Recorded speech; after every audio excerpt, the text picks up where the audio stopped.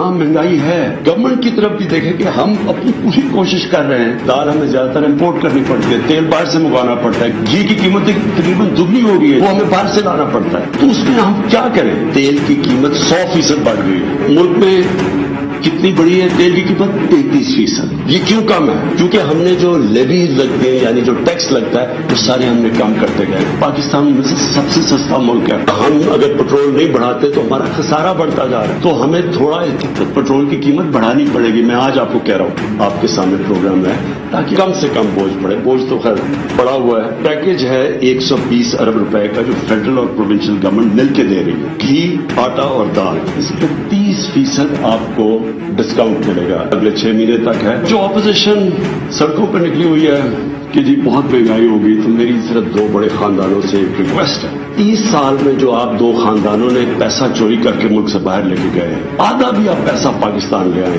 قوم سے وعدہ کرتا ہوں سارے کھانے پینے کی چیزوں کی قیمتیں میں آدھی کر دوں.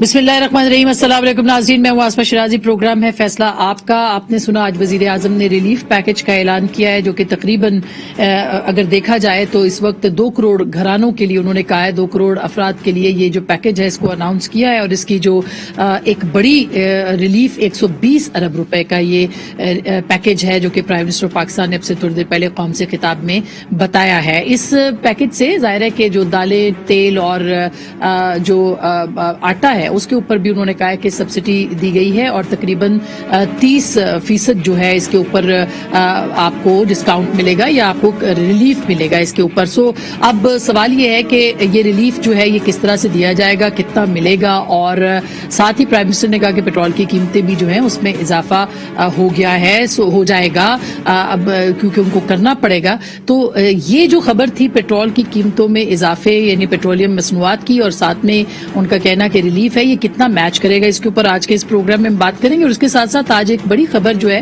وہ پارلیمنٹ سے آئی ہے. وہ پارلیمنٹ کے دو قائمہ کمیٹی، ایک تو پبلک اکاؤنٹس کمیٹی اور ایک قائمہ کمیٹی سینٹ کی جو ہے، وزارت خزانہ نے ان کو بتایا کہ تقریباً 815 ارب روپے جو کہ سرکاری اکاؤنٹ میں آنے تھے نیب نے ریکور کیے ہیں، اس میں سے 815 ارب روپے جمع نہیں ہوئے، جبکہ صرف 650 ارب روپے جو ہیں وہ نیب کی جو ریکوریاں ہوئی ہیں اس کے جمع کیے گئے ہیں. اس پہ جو اراکین اسمبلی ہیں انہوں نے یہ سوال اٹھایا تھا کہ 650 ارب روپے کی جو قیمت ہے، رقم ہے، وہ نان ٹیکس آمدن کے تحت موصول ہوئی ہے، جبکہ باقی فنڈز کہاں ہیں اور یہ اربوں روپے کہاں استعمال ہو رہے ہیں، اس کا کوئی ریکارڈ بھی موجود نہیں ہے. یہ کہا گیا کہ ساتھ ساتھ کہ برطانیہ کی جو نیشنل کرائم ایجنسی کی جانب سے پراپرٹی ٹائکون سے برآمد کردہ 28 ارب روپے سرکاری خزانے میں جمع نہیں ہوئے، اس کی بھی تفصیلات جو ہے بتائی جائے اور ریکارڈ جو ہے وہ طلب کیا ہے قائمہ کمیٹی برائے خزانہ جو کہ سینٹ کی قائمہ کمیٹی ہے. اس پہ شاہد رحمان صاحبہ نے نیب کی جو ریکوری ہے اس کے آڈٹ کا بھی مطالبہ کر دیا ہے. اور اس کے ساتھ ساتھ یہ بھی آپ کو بتائیں کہ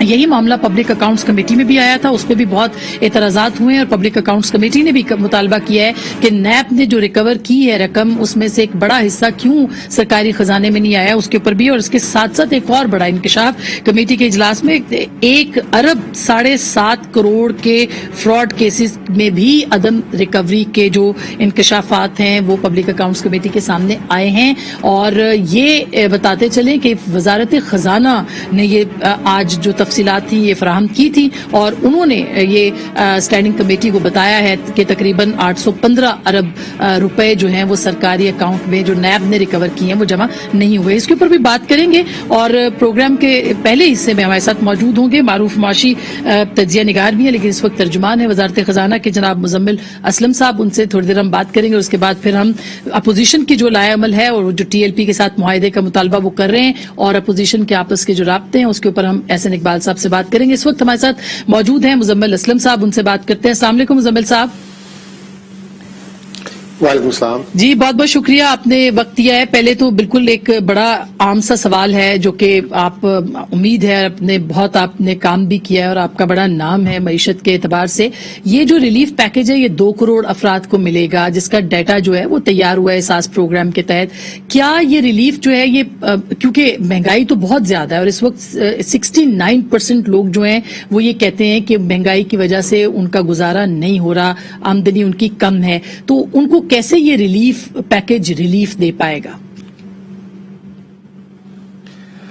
اچھا عصمت، سب سے پہلے اس میں ایک لوگوں کو کنفیوژن یہ تھا کہ حکومت نے اس سال کے مد میں جو ابھی چل رہا ہے 260 ارب روپے احساس پروگرام میں رکھے ہوئے ہیں، جس میں الگ الگ چیزیں ہیں، منتھلی کیش جاتا ہے جس میں لوگوں کو، جس میں اسکالرشپس جاتی ہیں، 60 لاکھ لوگوں کو جو ہے بچوں کو یا جو اسٹوڈنٹس ہیں ان کو اسکالرشپس یا اسٹائپنڈ جاتی ہیں ان کی، تو یہ اس سے ہٹ کے 130 ارب روپے، وہ 260 ارب روپے اسی طرح چلتا رہے گا۔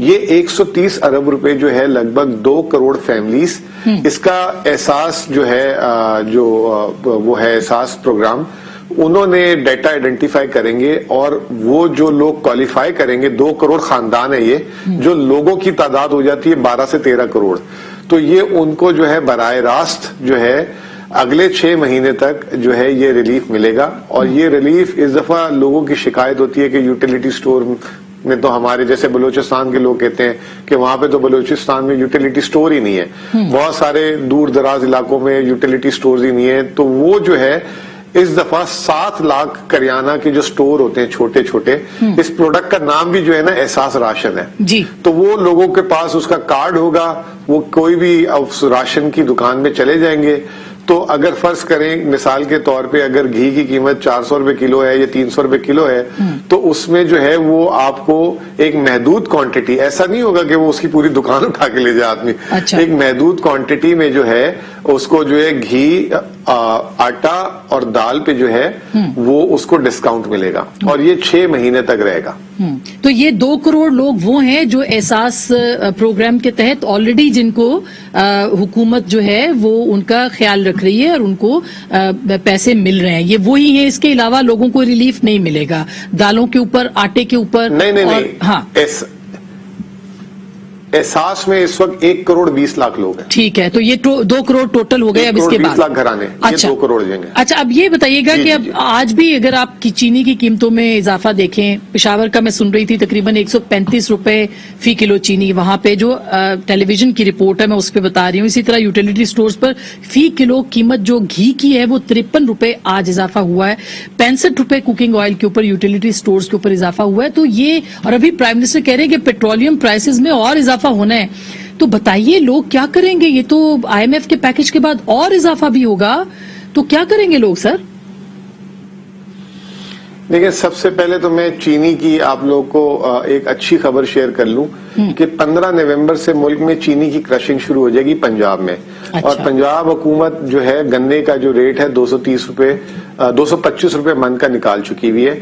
اس سال پاکستان میں بمپر چینی کی کراپ آئی ہے، اور یہ 225 روپے کے حساب سے یہ چینی آپ کی جو ہے 85 سے 90 روپے کی ایک مہینے کے اندر خود بخود ملے گی، حکومت کو سبسڈی دینے کی ضرورت نہیں پڑے گی۔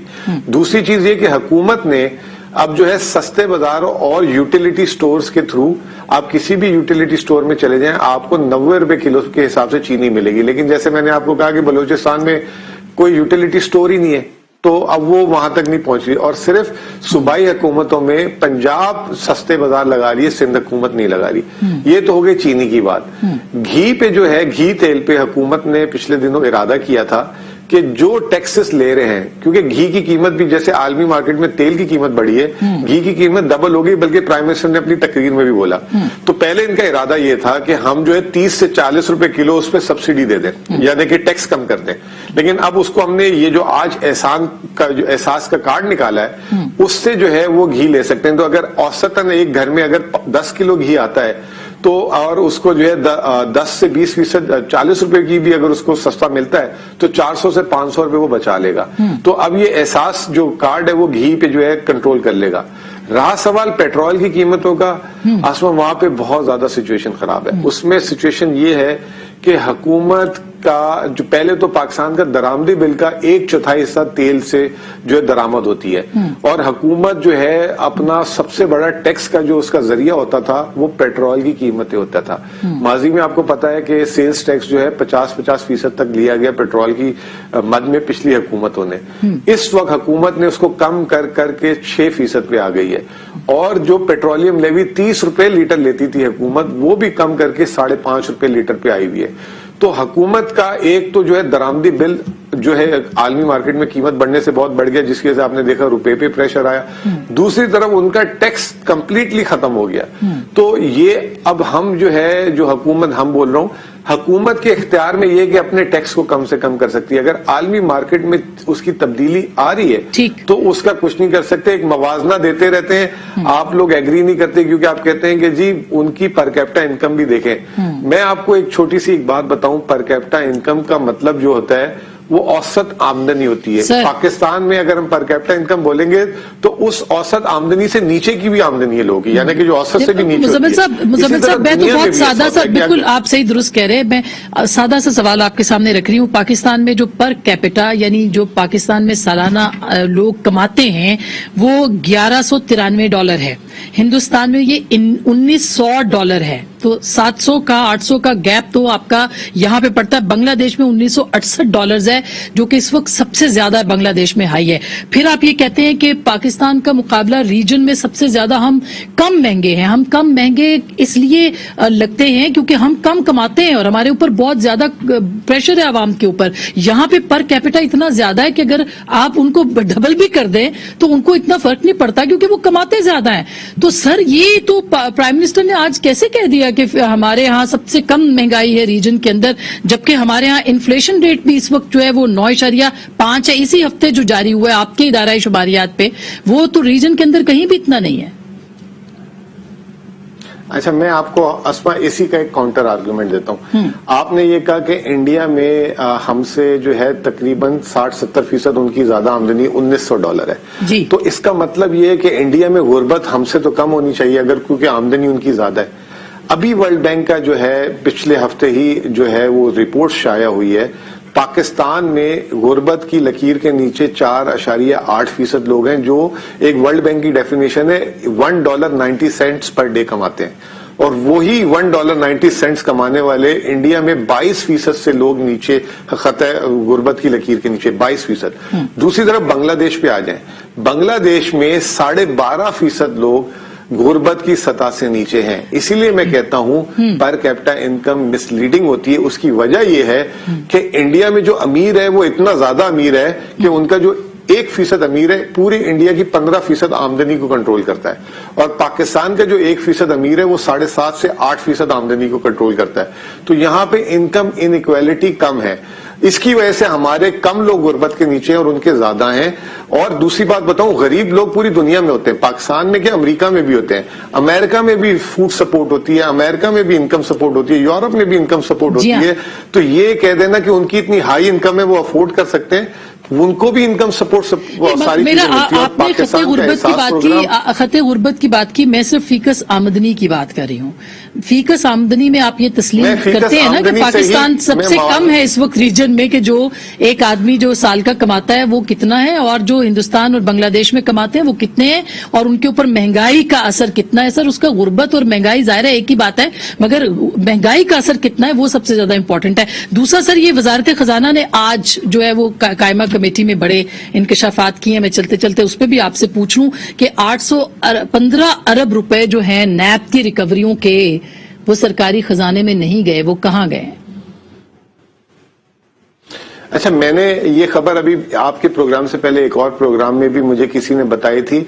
आपने बताया कि 815 में से 650 आगे बाकी नहीं आए, और उन्होंने कहा था 800 में से सिर्फ 6 अरब सर 821 अरब 46 करोड़ 90 लाख रिकवर हुए, जिनमें से 815 अरब सरकारी अकाउंट में जमा नहीं हुए। उनमें से 821 अरब। अच्छा, मैं ये जी अच्छा, मैं ये एक तो इस चीज में, क्योंकि नैब का सब्जेक्ट है, मैं बिल्कुल लाइल्म हूं, और मैं इस पे जरूर आपको पता करके अगले प्रोग्राम में बता सकता हूं, क्योंकि अभी 1 घंटे पहले ही किसी और ने भी मुझसे इस प्रोग्राम में पूछा था। मुझे इसके बारे में बिल्कुल इल्म नहीं है। अगर जरा सा भी होता तो मैं शायद एक नुमाइंदे से ज्यादा आपको इसमें इंफॉर्मेशन दे। दुरुस्त बात है। बहुत बहुत शुक्रिया मुजम्मिल असलम साहब, आपने हमें वक्त दिया है, और किसी वक्त तफसीली आपके साथ मजीद भी बात करेंगे। वजीर आजम ने बहरहाल एक रिलीफ पैकेज का ऐलान किया है, उसका कितना असर होगा, वो रिलीफ आवाम को जा सकेगा नहीं जा सकेगा, ये बहुत अहम सवाल है। बढ़ते अगली स्टोरी की तरफ, जो कि इस वक्त अपोजिशन जमातें जो हैं वो अलग अलग एहतजाज कर रही हैं, वो सड़कों के ऊपर हैं, लेकिन उसके साथ साथ जो है वो शहबाज शरीफ साहब का एक बहुत अहम स्टेटमेंट आया पिछले दिनों के ہاؤس چینج کی طرف یا ان ہاؤس تبدیلی کے حوالے سے فی الحال ابھی وقت نہیں آیا، تو کیا وقت آ پائے گا، نہیں آ پائے گا، اور اس کے ساتھ ساتھ پیپلز پارٹی اور نون لیگ کے کتنے رابطے ہیں، اس کے اوپر بات کریں گے۔ ہمارے ساتھ موجود ہیں پاکستان مسلم لیگ نواز کے سینئر رہنما، رکن قومی اسمبلی، سابق وزیر داخلہ، اور اس کے ساتھ ساتھ جو سیکرٹری جنرل بھی اپنی جماعت کے جناب احسن اقبال صاحب۔ السلام علیکم۔ چوہے صاحب، ایک تو پہلے تو یہ بتائیے کہ یہ ریلیف پیکج جو ہے، ظاہر ہے کہ اب الیکشن آگے آنے والے ہیں، تو حکومت کا یہ ریلیف پیکج آپ اپریشیٹ کریں گے کہ اچھا پیکج عوام کو انہوں نے بہرحال 2 کروڑ لوگوں کو پہنچایا ہے؟ دیکھیے، میں سمجھتا ہوں کہ اگر تقریروں سے پیٹ بھرا جا سکتا تو عمران خان صاحب نے جتنی تقاریر فرمائی ہیں، آج قوم خوشحالی کی بلندیوں کو چھو رہی ہوتی۔ آپ کو شاید یاد ہوگا کہ اسی طرح کا 1200 ارب روپے کا ایک کرونا کا ریلیف پیکج دیا گیا تھا، اور اس موقع پہ بھی کہا گیا تھا کہ ہم پاکستان کے غریبوں کو اور پاکستان کے جو مظلوم طبقے ہیں انہیں اکیلا نہیں چھوڑیں گے، ان کا سہارا بنیں گے۔ ابھی حال ہی میں چند ماہ پہلے ایک یو کے ادارے نے اس 1200 ارب روپے کے پیکج کے اوپر تحقیق کی ہے، اور یہ شائع ہوئی ہے، اور انہوں نے کہا ہے کہ اس میں سے صرف 33% کے اوپر خرچ کیا گیا، یعنی کہ 66% سے زیادہ اس 1200 ارب کا پتہ نہیں کدھر گیا ہے، ہوا میں چلا گیا ہے، آسمان پہ یا زمین کھا گئی ہے، لوگوں تک وہ نہیں پہنچا۔ تو یہ جو پیکجز ہیں یہ نوشنل پیکجز ہوتے ہیں، انہیں کاغذوں میں نمبرز بنا کے پیش کر دیا جاتا ہے، اور یہ ہم نے کئی دفعہ دیکھا ہے کہ اس طرح سرکاری دفتروں میں ہوتا ہے، لیکن اس کی حقیقت کچھ نہیں ہوتی۔ اصل حقیقت کیا ہے؟ حقیقت یہ ہے کہ آج پاکستان دنیا کے اندر چوتھا مہنگا ترین ملک ہے۔ ابھی اکانومسٹ نے ایک سروے جاری کیا اور اس نے کہا کہ دنیا کے اندر پاکستان از دا 4th ہائیسٹ انفلیشن کے ساتھ ملک ہے، کہ جس میں چوتھی سب سے زیادہ مہنگائی ہے۔ اب یہ کس طرح وزیر اعظم آج وزیر اعظم کہہ رہے ہیں نا کہ 2 خاندان اپنے پیسے واپس لے آئے ہیں، تو یہ رقم کے آنے سے کافی مسائل جو ہے وہ حل ہو جائیں گے۔ ظاہر ہے ان کا اشارہ 2 پولیٹیکل فیملیز کی طرف ہے۔ وزیر اعظم صاحب سے یہ سوال کرنا چاہتا ہوں کہ جن سے وہ پیسے لینا چاہ رہے ہیں اور جن کو وہ ذمہ داری دینا چاہ رہے ہیں، دیکھیے جب ہمیں یہ چور اور ڈاکو کہتے ہیں، وہ کیسے چور اور ڈاکو تھے کہ 5 سال ان کی حکومت میں غریب کو 54 روپے چینی ملتی رہی، 5 سال ان کی حکومت میں 37 روپے کلو آٹا ملتا رہا، 5 سال ان کی حکومت میں 150-60 روپے کھانا پکانے کا تیل ملتا رہا، 5 سال ان کی حکومت میں ایک کسان کو 2400 روپے کی ڈی اے پی کی کھاد ملتی رہی۔ اور یہ کیسے ایماندار ہے؟ یہ کیسے نہیں، جب تیل کی قیمت اتنی تھی جتنی آج ہے تو ہم 90 روپے لیٹر تیل بیچ رہے تھے لوگوں کو۔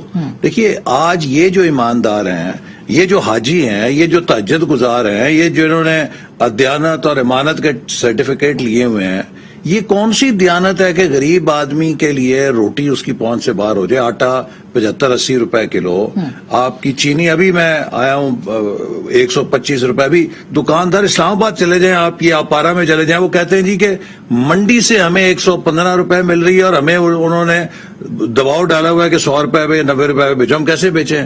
اسی طرح آپ کوئی زندگی کی چیز اٹھا لیں، بجلی کا بل دیکھ لیں، 11 روپے یونٹ سے 21 روپے یونٹ پہنچ چکا ہے، اور اس کی وجہ کیا ہے؟ دیکھیے اس کی اصل وجہ یہ ہے کہ اس حکومت نے پاکستان کے روپے کو جو لڑکایا ہے، جو ڈیویلیویشن کی ہے، ہم ایک امپورٹ بیسڈ اکانومی ہے، جب بھی آپ روپے کو بے قابو کریں گے اور اس میں غیر ضروری ڈیویلیویشن کریں گے، اس سے مہنگائی کی ایک لہر آئے گی۔ ہم آئل بھی امپورٹ کرتے ہیں، سارا ہر چیز تو ڈالر میں لیتے ہیں، جب آپ کا پیٹرول اور ڈیزل مہنگا ہوتا ہے تو لا محالہ آپ کی بجلی بھی مہنگی ہوتی ہے، لیکن صاحب یہ بھی تو دیکھیں کہ آپ کی برآمدات میں ریکارڈ اضافہ ہوا ہے۔ آج پرائم منسٹر نے کہا گنے کی جو فصل ہے اس کے اندر ریکارڈ اضافہ ہوا ہے، آپ کی یہ ریکارڈ اضافہ جو ہے نا، یہ اپنی نالائکی سے کمپیئر کرتے ہیں، یہ 2018 سے کمپیئر نہیں کرتے۔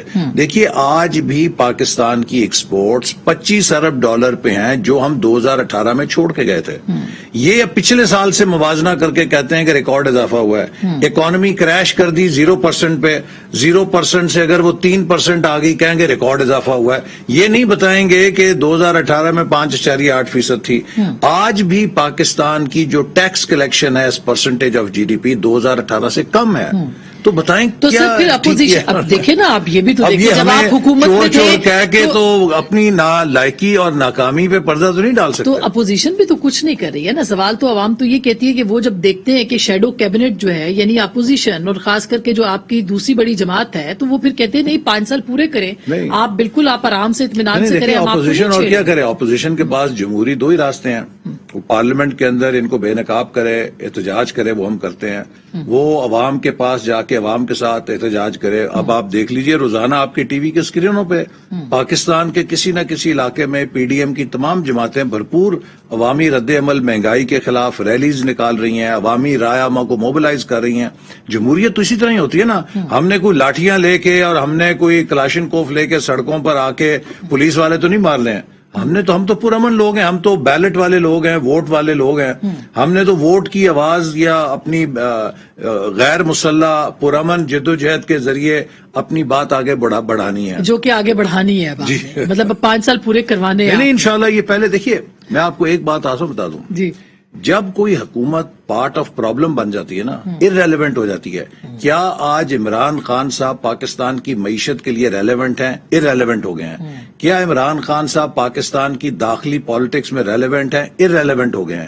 کیا پاکستان کی خارجہ پالیسی میں ریلیونٹ ہے؟ ارریلیونٹ ہو گئے ہیں. کیا پاکستان کی سیکیورٹی کے لحاظ سے ریلیونٹ ہے؟ ارریلیونٹ ہو گئے ہیں. جب کوئی شخص مکمل ارریلیونٹ ہو جائے پھر ایونٹس اوورٹیک کرتے ہیں. اچھا. اور یہی کام جنرل مشرف کے ساتھ ہوا تھا. فروری 2007 میں مجھے بڑے بڑے دانشور یہ بتاتے تھے کہ جی انہی اسمبلیوں سے 2008 میں انہوں نے صدر منتخب ہونا ہے. 13 تک تو بیٹھے ہیں، تو 13 میں بھی وہی ہیں، تو 18 تک بیٹھے ہیں. آپ دیکھیے 6 مہینے میں مشرف صاحب گھر چلے گئے تھے. لیکن وہ کیوں گئے تھے وہ تو آپ سے میں بریک کے بعد پوچھتی ہوں نا. ایسے تو نہیں چلے گئے تھے سر وہ. تو ایک چھوٹی سی بریک لیتے ہیں. بریک کے بعد یہی چودھری احسن اقبال صاحب کہہ رہے ہیں کہ ارریلیونٹ ہو گئے پرائم منسٹر. کیا اپوزیشن ریلیونٹ ہے؟ اور کیا اگر اپوزیشن ارریلیونٹ نہیں ہوئی ہے تو وہ کیا کر سکتی ہے؟ ابھی ٹی ایل پی کے اوپر بھی بات کریں گے. بریک کے بعد ہمارے ساتھ رہیے گا.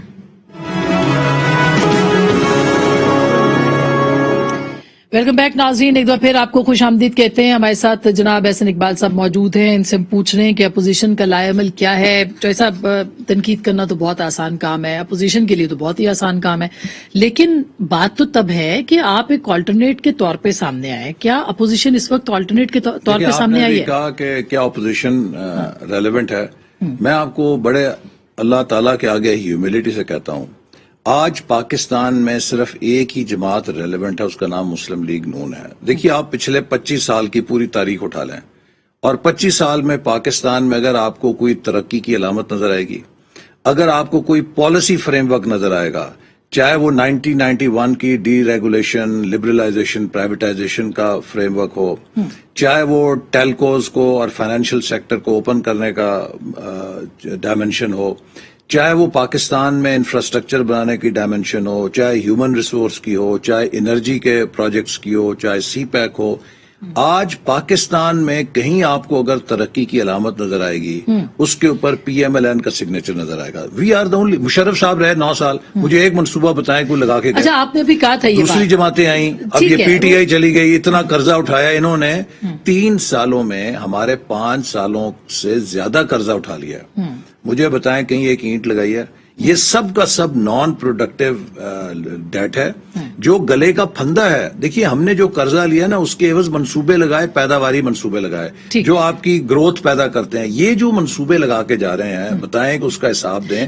سب کا سب جو ہے خسارے کو پورا کرنے کے لیے جھونک دیا ہے. اور اگلی جو حکومت آئے گی یقین کریں پاکستان کی اگلی حکومت ایک ایسے پل صراط پہ ہوگی کہ اس کے لیے یہ ملک چلانا ایک ڈرونا خواب. تو کیا کوئی ایک جماعت جو ہے، کیونکہ ابھی سعد رفیق صاحب کا بھی سٹیٹمنٹ آیا کہ مطلب کوئی وزیر اعظم بننے کو تیار نہیں ہے یا حکومت سنبھالنے کو تیار نہیں ہے، کیا ایسا کوئی آپشن تھا کہ آپ کہتے ہیں کہ حکومت سنبھالنے کو تیار نہیں ہے؟ اور کیا الیکشن ہوں گے تو آپ اکیلی کوئی بھی جماعت آپ ہوں یا پیپلز پارٹی سنبھال لے گی ملک کو؟ دیکھیے میں تو اس بارے میں یہ کہوں گا کہ اب کئی دفعہ کہہ چکا ہوں کہ اب پاکستان جہاں آ گیا ہے نہ کوئی ایک پارٹی، نہ کوئی ایک لیڈر اور نہ کوئی ایک ادارہ تنہا ملک کو اس بحرانوں سے نکال سکتا ہے.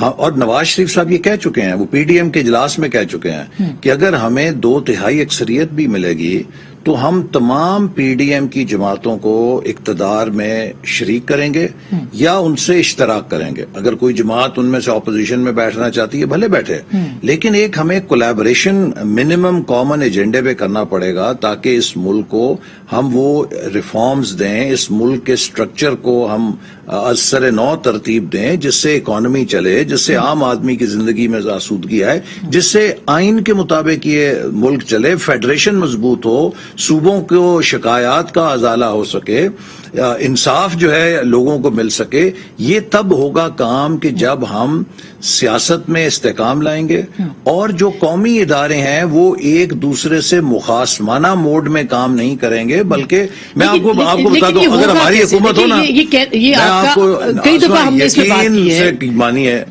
اگر ہماری حکومت کو جتنا تعاون اسٹیبلشمنٹ نے پی ٹی آئی کو دیا ہے اس کا 10واں حصہ دے دیتی نا, آج ہم پاکستان کو کوریا بنا چکے. تو یہ پیپلز پارٹی اور آپ دونوں یہی باتیں کرتے ہیں, لیکن آپ کے پاس 2/3 تھی, پی ٹی آئی کے پاس 2/3 اکثریت نہیں ہے. آپ چاہیں تو آج بھی پارلیمنٹ کے اندر جو ہے 2/3 سے زیادہ بڑی اکثریت ہے. دیکھیے آپ مجھے بتائیں کہ آج کیا پی ٹی آئی کو اسٹیبلشمنٹ سے, تو وہ خود کہتے ہیں ایک پیج پر ہم تھے, بالکل کوئی ادھر سے گرم ہوا کا کوئی جھونکا نہیں. عدلیہ نے کوئی پرائم منسٹر کی طلبی نہیں کی, کوئی وزیروں کی نہیں کی. ہم تو جب تھے سپریم کورٹ روزانہ صبح شام وزیروں کی پیشیں ہی وہاں بھگتا کرتے تھے ہم ثاقب نثار صاحب کے پاس, اور کوئی اگر ایک فیڈرل سیکرٹری بھی ٹرانسفر ہو جاتا تھا اس کا بھی نوٹس لے لیا جاتا تھا آپ نے یہ فیڈرل سیکرٹری کیوں بدلا ہے, اور کم و بیش پیپلز پارٹی بھی انہیں حالات کا سامنا کر کے گئی. میڈیا جو ہے ابھی یہ جو ٹی ایل پی سچویشن تھی, میں اس وقت انٹیریئر منسٹر تھا, یقین کیجئے کہ ہم منتیں کر رہے کہ خدا کے لیے اس کو تھوڑا ڈاؤن پلے کریں. بال ٹو بال کوریج جس طرح ورلڈ کپ کے اندر میچوں کی ہوتی ہے اس طرح وہ پوری تھی.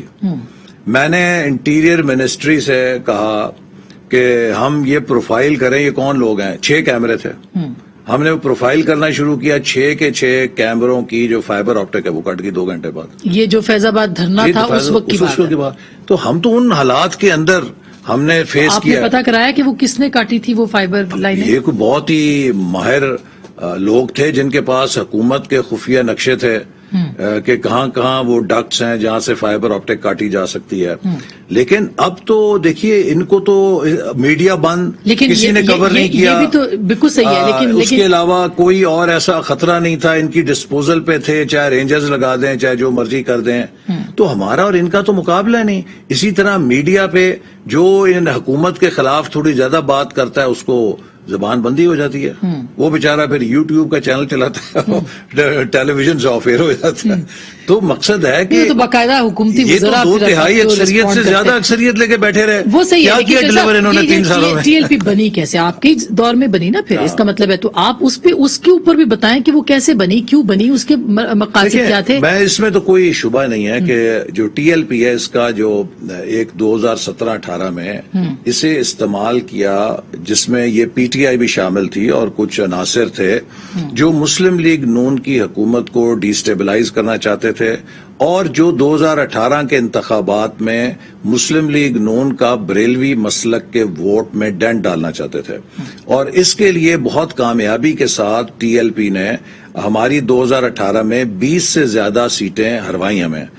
جیسے کہ آپ کو یاد ہوگا کہ 1993 میں اسلامک فرنٹ بنایا گیا تھا قاضی صاحب کی قیادت میں, اس سے بھی 20-25 سیٹیں ہمیں ہروا کے اس وقت پیپلز پارٹی کی حکومت بن گئی تھی, ہمیں واپس نہیں آنے دیا گیا تھا.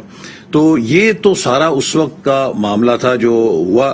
لیکن جب یہ تو خیر پاکستان کی سیاست میں جو ہے سب ہوتا ہے, کبھی پیپلز پارٹی کے لیے کیا جاتا رہا, کبھی ہمارے لیے کیا جاتا رہا. لیکن یہ جو فارمولے ہیں یہ پھر آپ جب شروع کرتے ہیں تو انہیں کنٹرول نہیں کر سکتے نا, ان کا ایک اپنا پھر آپ کو تو گولی لگی ہے, آپ کو تو حملے کا سامنا کرنا پڑا, آپ کی جان کو خطرہ ہوا, لیکن آپ اس کو آگے کیسے, سب سے پہلے آپ کو یہ بتاؤں اور آپ کے جو ناظرین ہیں, کسی بھی مسلمان کے لیے اس کا ایمان مکمل نہیں ہوتا جب تک کہ اللہ اور اللہ کے رسول صلی اللہ علیہ وسلم اس کے اپنے ماں باپ, اس کے اپنے بیوی بچوں اور اس کی اپنی جان سے زیادہ اسے محبوب نہ ہو. بالکل. تو یہ وہ چیز ہے جس پہ کسی جماعت کا یا کسی تحریک کا کوئی سرٹیفکیٹ یا منوپلی نہیں ہے, یہ ہر مسلمان کی فخر ہے.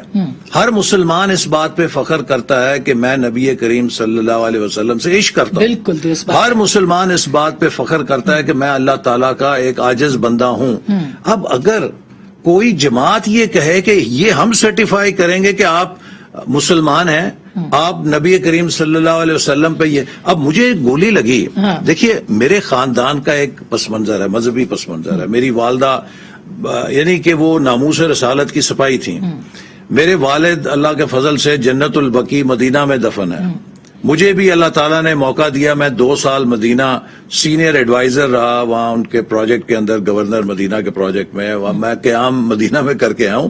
میری نسبت اپنی نبی پاک صلی اللہ علیہ وسلم سے. لیکن ایک نوجوان کو اتنا زہر گھولا گیا کہ اس نے سمجھا کہ وہ مجھے جیسے گولی مار رہا ہے کہ مجھے کافر, میں جیسے خدا نخواستہ نعوذ باللہ ہوں. پھر آپ یہ دیکھیے کہ پی ٹی آئی کے مقابلے میں نے پوری الیکشن کیمپین ایسے لڑی ہے کہ جیسے اپنے ایمان کا دفاع کیا ہو. جی مجھ پہ یہ الزام تھا, لیکن میں سلام دوں گا نارووال کے عوام کو کہ انہوں نے اس تعصب بری مذہبی کارڈ کو مسترد کیا. لیکن اب اگلے الیکشن میں یہ مذہبی کارڈ استعمال ہوں گے بہت سارے لوگوں جی ہوں گے, اور مجھے یقین ہے کہ پاکستان کے عوام اسے مسترد کریں گے, کیونکہ پاکستان کا ہر مسلمان وہ نبی پاک صلی اللہ علیہ وسلم سے محبت کا بھی دام بھرتا ہے, اور وہ اپنے دین میں اللہ سے تعلق پہ بھی فخر کرتا ہے. کسی کا یہ اس پہ منوپلی نہیں ہے. اب بھی اگلے الیکشن میں ٹی ایل پی کا کتنا کردار ہوگا اس کے اوپر بھی بات کرنی ہے. آپ کہہ رہے ہیں کہ معاہدہ جو ہے اس کو پیش کیا جائے پارلیمنٹ کے اندر, وہ معاہدہ ہے کیا؟ کیونکہ آپ وزیر داخلہ رہے ہیں تو آپ کو بھی اندازہ ہوگا. ایک چھوٹی سی بریک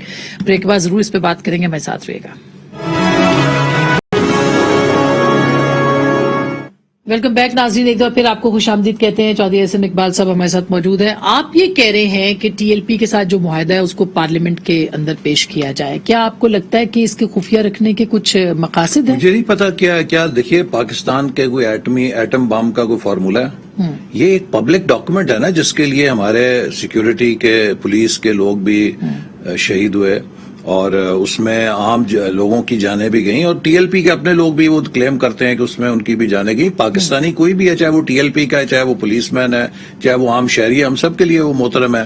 تو اگر اس معاملے میں کوئی وائلنس ہوا اور آپ اسے سلجھا رہے ہیں تو آپ بتائیے کیسے سلجھایا؟ آپ قومی اسمبلی کو پیش کریں. اس کی کیا سیکرٹ رکھنے کا کیا مقصد ہے؟ تو اس لیے میرا خیال ہے کہ یہ جو خفیہ رکھا جا رہا ہے یہ کوئی مناسب نہیں ہے. اور ٹی ایل پی ٹرانسپیرنسی اگلے الیکشن کے اندر آپ کو کہاں نظر آتی ہے پنجاب کے اندر؟ دیکھیے یہ حکومت کی کوشش یہ ہے کہ یہ ٹی ایل پی کو پھر استعمال کریں جیسے 2018 کے الیکشن میں استعمال کیا تھا. لیکن میرا خیال ہے کہ لوگوں کو کم از کم, مجھے اپنے حلقوں کی حد تک پتا ہے, لوگ بہت باخبر ہو گئے ہیں. لوگ سمجھ گئے ہیں کہ یہ ایک پلوئے تھا. اور دیکھیے یہ جو ایک سلسلہ ہے نا کہ آپ ایک عام آدمی کو یہ کہیں کہ اگر تم نبی پاک صلی اللہ علیہ وسلم سے محبت رکھتے ہو تو تم ٹی ایل پی کو ووٹ دو, تو بھئی کیا باقی مسلمان محبت نہیں رکھتے؟ آپ بتائیں کہ آپ کے پاس پالیسی کیا ہے. آپ مسلمانوں کے جذبات کو, یہ کہ ابھی اب پچھلے جب دھرنے ہوتے تھے, ایک عالم صاحب کینیڈا سے آتے تھے, انہوں نے تقریریں کی کہ جو میرے دھرنے میں آئے گا اس کو وہ ثواب ملے گا جو کربلا کے میدان میں لوگوں کو ملا تھا. آپ کو یاد ہے نا؟ جی. میں کراچی گیا تو وہاں پر ایک صاحب مجھے ملے, کہتے ہیں کہ جی آپ سے ضروری کام ہے. میں نے کہا کیا کام ہے؟ کہتے جی وہ ایک میرا محلے دار ہے, اس نے ڈاکٹر صاحب کی تقریریں سن کے بیوی کا زیور اور اپنا موٹر سائیکل ڈونیٹ کر دیا اس دھرنے کے لیے. لیکن جب اگلے دن بچوں کو اسکول لے جانے کی اب مصیبت آئی تو اس کو خیال آیا کہ میں زیادہ جذباتی ہو گیا تھا. تو کہتا جی آپ کا کوئی واقف ہے وہاں سے, چلے زیور وہ رکھ لیں, موٹر سائیکل واپس کر دیں.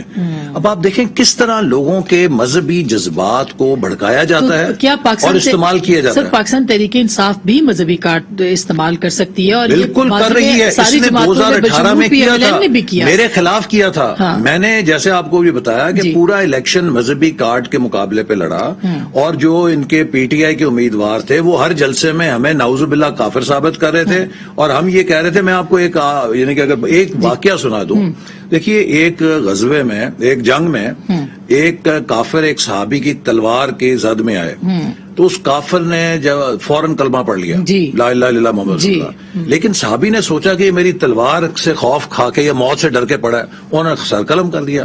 یہ واقعہ نبی کریم صلی اللہ علیہ وسلم کو کسی نے بتایا. آپ بڑے خفا ہوئے, آپ نے انہیں بلایا, اور انہوں نے کہا کہ کیا آپ نے ان کے دل میں اتر کے دیکھا تھا کہ اس نے خوف سے کلمہ پڑھا ہے یا ایمان لانے کے لیے پڑھا ہے؟ دیکھیے جو بندہ کلمہ گو ہے اس کے ایمان کا فیصلہ کسی انسان نے نہیں کرنا، وہ اللہ نے کرنا ہے. ہم اللہ کے لیے کچھ چھوڑنے کے لیے تیار ہی نہیں. ہم کہتے ہیں کہ ہم ہی یہاں جنت اور جہنم لوگوں کی فیصلے کریں. ایسا ہی ہے ایسے. لیکن آپ یہ مجھے بتائیے کہ اب پیپلز پارٹی کے ساتھ آپ کی بھی خورشید شاہ صاحب کے ساتھ بھی ملاقات ہوئی، کوئی پی ڈی ایم کی بھی بات آپ نے وہاں پہ کی، کیا پیپلز پارٹی کو واپس لانے کی کوشش کر رہے ہیں اور ان ہاؤس؟ دیکھیے میرا خیال ہے کہ اگرچہ Peoples Party P D M سے رخصت ہوئی ہے، لیکن اس کے باوجود آپ دیکھیے جو قومی معاملات ہیں، ہم سب کی یہ کوشش ہے کہ ہمارا اگر کوئی سیاسی اختلاف ہے تو اس کا فائدہ حکومت نہ اٹھائے. چاہے الیکٹورل ریفارمز ہیں، چاہے نیب کے چیئرمین کا تقرر تھا یا نیب آرڈیننس تھا یا انتخابی اصلاحات یا کوئی بھی بڑا اس طرح کا ایشو ہو، اس پہ پارلیمنٹ کے اندر اپنے جو بھی باہر پارلیمنٹ سے ہمارا اختلاف ہے، ہم نے مل کر ایک مشترکہ طور پہ حکومت کو ٹف ٹائم دیا ہے اور حکومت کا مقابلہ کیا ہے. اس لیے اس کے اندر ان ہاؤس چینج والی بھی بات آگے جا کے آ سکتی ہے، پیپلز پارٹی کے ساتھ ہو سکتی ہے. دیکھیے یہ جو صحیح وقت کی بات کی ہے جی، اگر کوئی کریڈیبل آپشن نظر آئے، دیکھیے نا ابھی تک تو کوئی ایسی سامنے تجویز نہیں ہے. یہ ایک آئینی راستہ ہے. اگر ہم اس ملک میں انتخابات چاہتے ہیں تو اس کے دو ہی راستے ہیں. ایک راستہ یہ ہے کہ پرائم منسٹر خود اسمبلیاں ڈیزالو کریں. دوسرا راستہ یہ ہے کہ حکومت ٹوٹ جائے اور کوئی کسی کے پاس اعتماد کے لیے مطلوبہ تعداد نہ ہو، تب بھی الیکشن ہو جائے گا.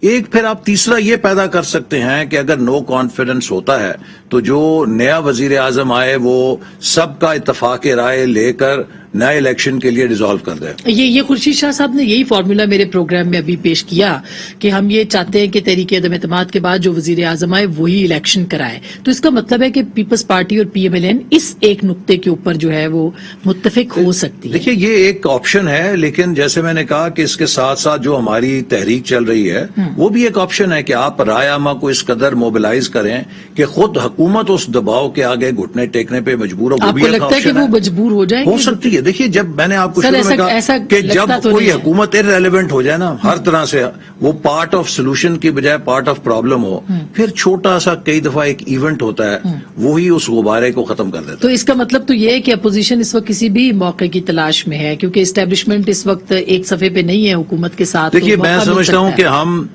کوئی بھی آئینی اور جمہوری راستہ جو ہے تبدیلی کا اس کے لیے اوپن ہے اور اس کو ایکسرسائز کریں گے، چونکہ یہ ملک کا جو ہیمریج ہو رہا ہے اس حکومت کے ہاتھ. آج سے کچھ مہینے پہلے آپ نہیں تھے اس کے لیے؟ نہیں، ہمیشہ سے تھے. ہم نے ہمیشہ نہیں کہا. پیپلز پارٹی کے ساتھ آپ کا یہی تھا نا کہ تحریک عدم دیکھیے اس اعتماد وقت ہمارا یہ خیال تھا کہ اگر 26 مارچ کو ساری حکومت کے خلاف جماعتیں مل کر لانگ مارچ کریں اور ساری اپوزیشن مستعفی ہو جاتی تو کوئی راستہ نہیں تھا کہ 400 سیٹوں کے اوپر یہ انتخابات کرا سکتے، پھر جنرل الیکشن ہی ہونا تھا. لیکن اس سے انہوں نے اختلاف کیا پیپلز پارٹی نے. بالکل اس پہ ہم نہیں جاتے، وہ چونکہ اب ماضی کا حصہ بن گیا. لیکن اب آپ یہ کہہ رہے ہیں کہ تحریک عدم اعتماد ایک آپشن ہے. دیکھیے آج بھی اگر ساری اپوزیشن اسمبلیوں سے استعفی دینا کیوں الیکشن آئے گا؟ اگر آج بھی ساری اپوزیشن مستعفی ہو جائے لیکن آدھی اپوزیشن استعفی دے، آدھی اسمبلی کے اندر بیٹھی رہے تو یہ ہتھیار کارگر نہیں ہوگا. کیا آپ کو لگتا ہے کہ یہ موقع درست ہے یا اس سے پہلے موقع درست تھا جب ایک صفحے کی حکومت تھی، اب وہ ایک صفحہ نہیں رہا؟ دیکھیے اس وقت بھی دیکھیں، اگر ہم تو نہیں چاہتے کہ ہم تو کسی صفحے کو دیکھ کے اپنی آپشنز نہیں ایکسرسائز کرتے نا، ہم تو ملک کے مفاد میں کہہ رہے تھے. دیکھیے ہمارا اصول 1 سال پہلے بھی ہم یہ کہہ رہے تھے کہ یہ حکومت نالائق ہے، یہ نااہل ہے، یہ پاکستان کا روزانہ کی بنیادوں پہ اتنا نقصان کر رہی ہے جو ناقابل تلافی ہے. اگر 1 سال پہلے ہم چینج لے آتے تو شاید ملک کا کم نقصان ہوتا. اب جتنا دیر سے آئے گی یا اگر 2023 تک کی حکومت چلے گی تو واقعی وہ وقت آ جائے گا کہ پتہ نہیں کوئی حکومت سنبھالنے کے لیے تیار بھی ہوگا. تو یہ ریئلائزیشن آپ کے پاس ہے کہ جلد سے جلد حکومت کو رخصت کرنا ہے اور اس کے لیے تحریک عدم اعتماد ایک آپشن ہے. ٹائمنگ آپ کے ذہن میں ہے کہ اگر آپ لائیں تو کب لائیں گے؟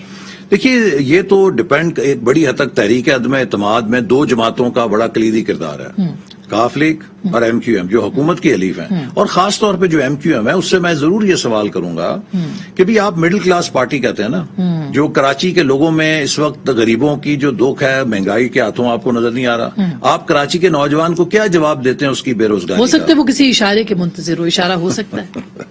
اب یہ تو وہی بتا سکتے ہیں. کیا اسٹیبلشمنٹ نیوٹرل ہے؟ ہم تو عوام کے اشارے کو دیکھتے ہیں. سر نیوٹرل ہے اسٹیبلشمنٹ اس وقت؟ میرا خیال ہے کہ یہ اب خود اسٹیبلشمنٹ کو ضرور اندازہ ہو گیا ہوگا کہ اس وقت वक्त पिछले 3 सालों के नतीजे में अगर इमरान खान साहब पे तनकीद के 2 तीर चलते हैं, आप जाएं किसी गांव के अंदर, किसी मोहल्ले के अंदर, इस्टेब्लिशमेंट के ऊपर उसके मुकाबले में 10 तीर चल रहे हैं। तो अगर establishment कहती है बिला वजह बदनाम हो गई, हाँ, सही क्यों है। बदनाम हुई, ये खुद वो सोचे। तो अगर आपको लगता है तो फिर आप कंधा देने को तैयार होंगे?